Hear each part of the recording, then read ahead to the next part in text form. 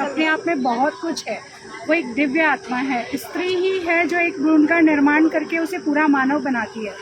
तो उन्होंने जिस तरह से कहा कि एक पुरुष का निर्माण जब स्त्री करती है, वही पुरुष जाकर बाद में उसका संहार करता है, या इस तरह से जो आजकल केसेस हो रहे हैं जो नहीं होना चाहिए समाज में, तो वो करने वाला कौन है? एक पुरुष है जिसने स्त्री से ही जन्म लिया, तो वो सम्मान नहीं कर पा रहे हैं। संवेदनशीलता, दूसरी तरफ उनका ये कहना था संवेदनशीलता स्त्रियों में खत्म हो रही है। तो स्त्रियों में संवेदनशीलता खत्म होने का जो एक कारण समझ में आ रहा है वो ये है कि एक स्त्री जब घर में रहती है तो वो स्त्री होती है, और जब वो घर से बाहर कदम रखती है तो वो एक पुरुष हो जाती है। तो कहाँ तक संवेदनशीलता को मैनेज करेगी जब वो घर से बाहर निकलती है, अपने मन को मजबूत बनाती है और घर लौट कर आती है और फिर से वो स्त्री बन जाती है।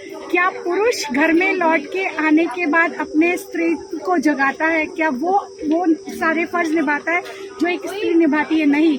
वो अगर 6 बजे के बाद घर आता है तो वो थक जाता है। तो वास्तव में स्त्री एक दिव्य आत्मा है, ये बात सही है, और हमें स्त्री को समझना चाहिए। उसे जितना ज़्यादा हो सके उसकी भावनाओं को समझते हुए आगे बढ़ाने की कोशिश करनी चाहिए। उसका जो क्रोध उत्पन्न हो रहा है, जो दूसरी चीज़ें उत्पन्न हो रही हैं, उसके पीछे कहीं ना कहीं हमारी सामाजिक समरसता खत्म हो रही है, अंडरस्टैंडिंग खत्म हो रही है।